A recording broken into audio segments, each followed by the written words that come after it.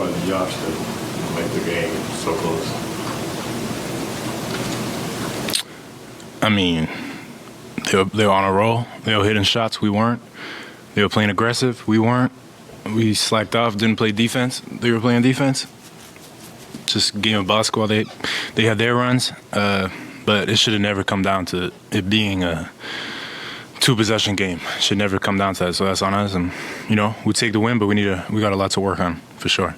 Luka obviously had a goal before he got hurt. How difficult is it to adjust to, Luka cooking and then, him not being there and then trying to figure out how you're going to attack from there? Yeah, I mean, it's Luka, so yeah, it is definitely it's different. It's different, and I think it took our team a while to get used to it. We're used to having the ball, Luka bringing it up at a slow pace, and then they realize that too. So they're obviously trying to get us to playing away like continuously like Luka by doubling Spencer and trying to make it a slower game when we have the guys we have on the court is not made for a slow game. So that was, and part of it's my fault. There's definitely times where I should just got the ball and pushed the pace, but it's a game of pace. When Luka's not out there, we need to be able to realize that Luka trusts us to bring the ball up even when he's in there. So for us, it's about bringing a faster pace and not just, playing to what we're used to.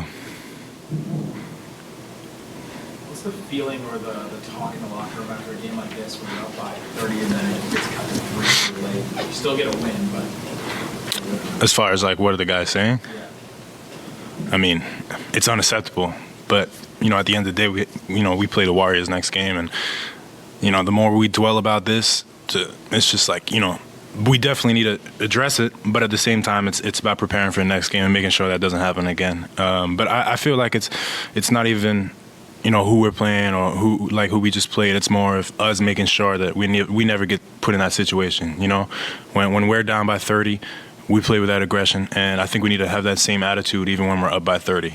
It's embarrassing to lose by 50. So I think when you're up by 30, you shouldn't be happy with it. I think it's important to be able to continue to push through that, and especially giving the young guys an opportunity. I think that's the worst part about it is these young guys, and I'm young.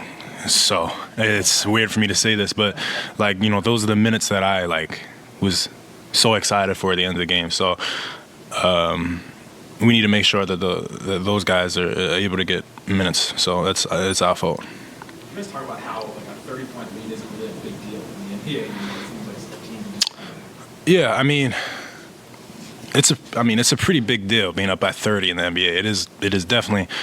But at the same time, like you said, the game is so fast, and it's that 30 points can get I don't know how long it was, maybe 10 minutes they were back in the game, if that. So it's a very fast game and a lot of up and down game. But yeah, there's no excuse for letting them back from 30. That's just thinking about it's crazy.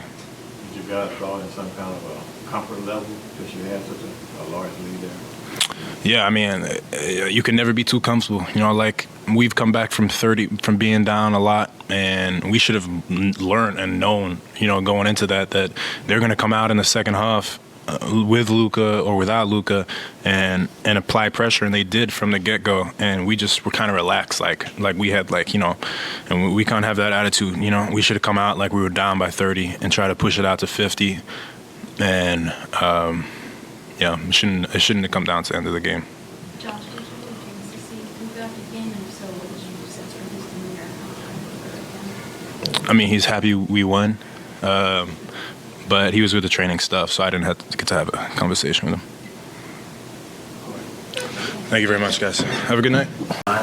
Would there have been any hope of getting him back in tonight, or was that just a no-go? I think that was a no-go. I think no matter what the score was, he wasn't coming back.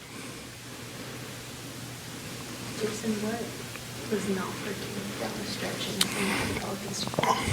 Yeah, I think, just understanding, the ball just didn't go down for us. We had some great looks there, some wide open threes, and we didn't convert some layups. But look at the defense, sometimes you can relax with a big lead. And so just understanding, the Pelicans are a good team. They're fighting to break, their losing streak. Give them credit. They kept playing. But I just thought that we settled, on a lot of jump shots there. But again, Josh makes a big three for us, and I thought being able to get the ball into his hands and being able to, play off of him is something that we got to look at doing a little bit more. He's been putting some really big moments close to the game tonight. What has he been doing to earn more trust and what have you seen impress you? Yeah, I think just understanding his work ethic and spending time with Josh here during practice and giving him a little bit more responsibility of playmaking and having the ball in his hands. And so he's responded in a positive way. He's worked extremely hard. We talked about that this summer.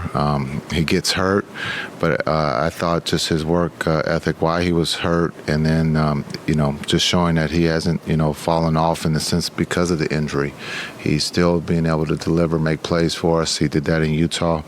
And then tonight he makes, I thought, 2 big plays of driving the ball, getting in the paint, and then also, stepping up and shooting that 3.